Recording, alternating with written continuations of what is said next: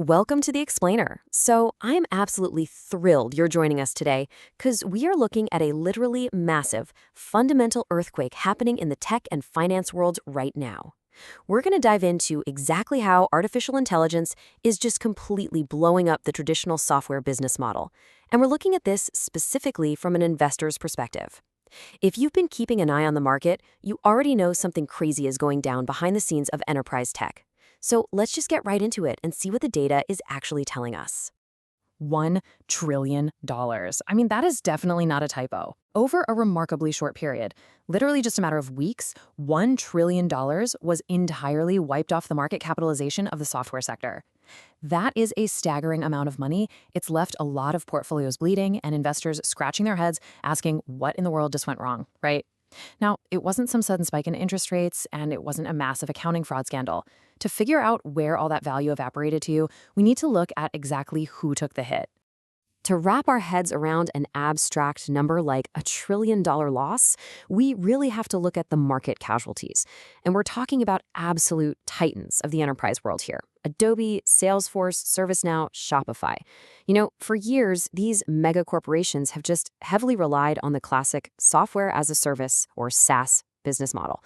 That's the model where a customer never actually owns the app. Instead, they basically just rent the privilege to click buttons month after month forever. And that usually generates this incredible 80% profit margin for the providers. But that super reliable, high-margin button renting business, it is suddenly under total siege. Okay, let's dive into this. Section 1, the death of the seat. 0 seats needed. So this right here is the absolute core motive behind our trillion-dollar financial murder mystery.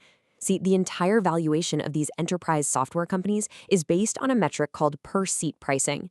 You know how it works. You hire a new human employee, you buy a new software license or seat for them. Simple, right? But corporate buyers and executives just had this massive, game-changing realization.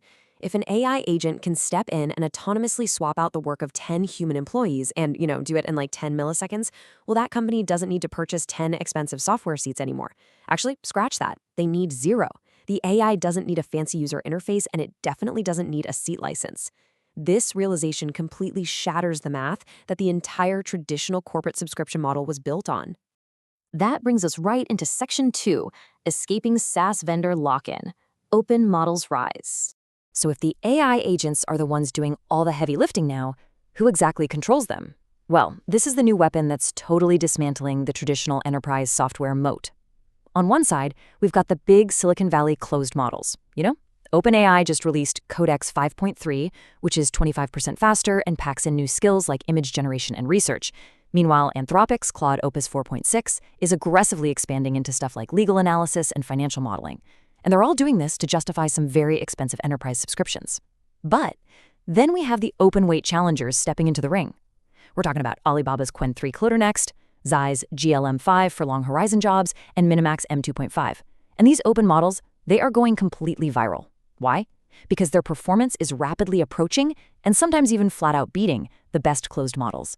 They're offering top-tier reasoning, but at an absolute fraction of the compute price. It's wild.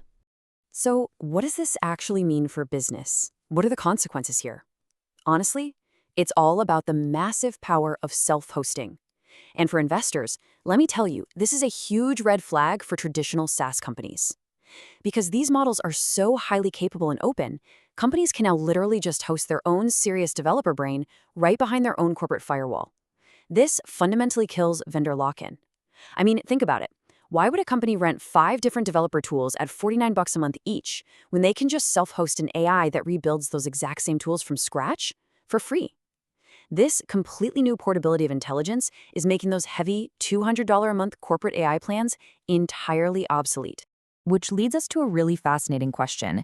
If companies don't need traditional human seats anymore, and they're replacing super expensive software with their own self-hosted AI brains, what actually happens to the software itself?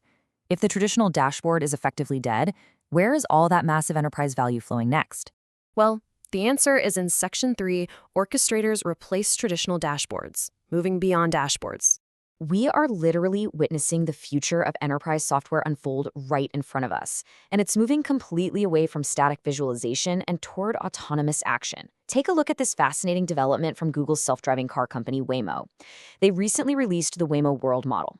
Now, this system uses simulation and prediction at a massive scale to model complex environments and make autonomous decisions. So you might be wondering, why does a self-driving car model matter for enterprise software? Well, because when you take that exact same concept, translating autonomous simulation and prediction, and you apply it to everyday business operations like forecasting, logistics, or risk modeling, suddenly, traditional SaaS dashboards look completely archaic. You don't need a dashboard to show a human the data so the human can act anymore. The AI system just acts.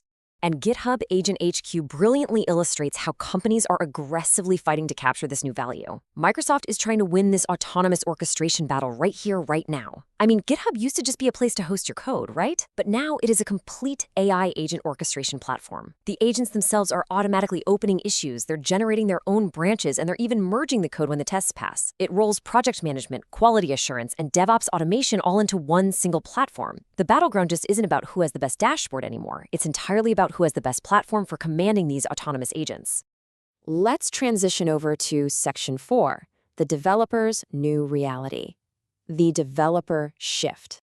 To really grasp the magnitude of this investment shift, we kind of have to bring it down to the ground level for a minute and see how this actually alters the daily life and career requirements for software developers. There is an immediate, seismic shift happening in the developer workload. Just look at OpenAI releasing the Codex app for macOS.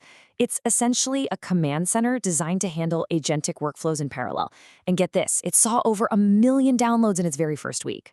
But the change to the actual workflow is what's truly staggering here.